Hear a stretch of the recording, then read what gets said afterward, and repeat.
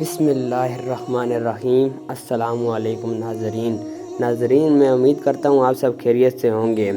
دوستو، آپ سب کے پیپر ہو رہے ہیں اور آپ کو یقیناً کوئی وظیفہ بھی معلوم ہونا چاہیے، اس سے پیپر بہت اچھا ہو سکتا ہے۔ میں خود بھی یہ وظیفہ کرتا ہوں، میرے ابھی حال میں پیپر ہوئے، میں نے یہ وظیفہ کیا ہے، بہت ہی کام کا ہے، بہت کام کا وظیفہ ہے، تو ویڈیو میں اینڈ تک بنے رہیں۔ دوستو، آپ اس وظیفے کی بات کرتے ہیں کہ وہ وظیفہ کیا۔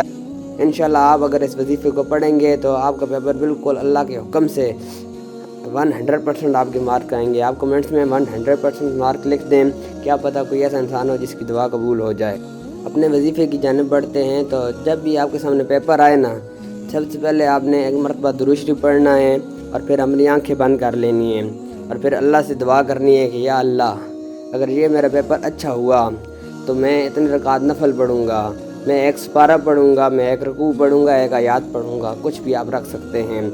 تو اس کے بعد 2 مرتبہ پھر درود ابراہیمی پڑھ لیں، انشاءاللہ آپ کو جو یاد کیا ہوگا سب کچھ وہی پیپر میں آئے گا۔